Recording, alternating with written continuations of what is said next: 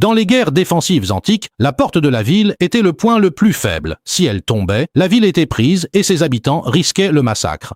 Pour renforcer cette zone, les généraux postaient souvent de nombreux soldats équipés de boucliers et de lances derrière la porte pour une défense ultime. Cependant, face à un ennemi bien plus nombreux, même les troupes d'élite finissèrent par s'épuiser peu à peu.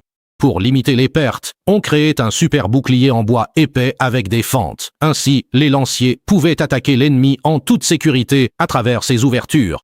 On pouvait aussi y fixer des lames d'acier tranchantes et ajouter des roues et des poignées pour empêcher l'ennemi d'approcher tout en restant très mobile. Ce dispositif était la défense la plus courante après la chute d'une porte, le chariot à lame de blocage. Ce chariot servait à la porte mais aussi en combat de rue pour ralentir l'ennemi, offrant ainsi un temps précieux au renfort pour arriver.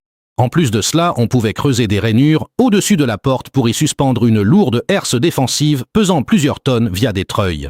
Faite de bois massif blindé de fer, cette herse était abaissée dès que la défense cédait, permettant ainsi de diviser les forces ennemies en deux. Ceux à l'extérieur restaient bloqués et ceux à l'intérieur étaient pris au piège et facilement neutralisés. Cette mesure ultime après la brèche de la porte s'appelait la herse de 1000 livres. En termes de pure force défensive, cette herse était des dizaines de fois plus résistante qu'une porte ordinaire. Mais malgré sa robustesse incroyable, elle présentait aussi un défaut majeur et fatal. À cause de son poids extrême, chaque mouvement de la herse était extrêmement lent. Si l'ennemi fuyait ou si des renforts arrivaient, les défenseurs ne pouvaient pas sortir rapidement, manquant ainsi l'occasion de contre-attaquer. C'est pourquoi les généraux n'abaissaient cette herse qu'en cas d'extrême urgence. Maintenant que vous connaissez ces détails, félicitations, vous maîtrisez 2 méthodes de survie après la chute d'une porte.